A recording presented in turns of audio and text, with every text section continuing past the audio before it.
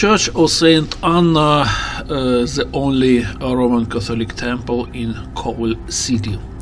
I dreamed before to come to enter to this church, and I knew this schedule of service, but when I came here, everything was closed. I even called to the contact phone, which was on the advertisement, but nobody answered. So, as I understood, to enter or to visit this church, it's really quest. Anyway, at the end of this video, you will see some photos which I found in internet. So, some short information about this church. This is a wooden church, but it's not original here. What I mean, before, during Soviet Union time, here was bus station or bus park.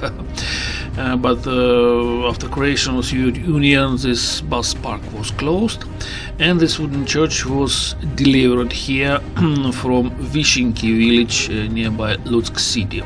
So it was dismounted and mounted here again. So this church stays here about around 30 years. Also, the photos of interiors are only several, so it means that I don't know why, but church is most time is closed than open.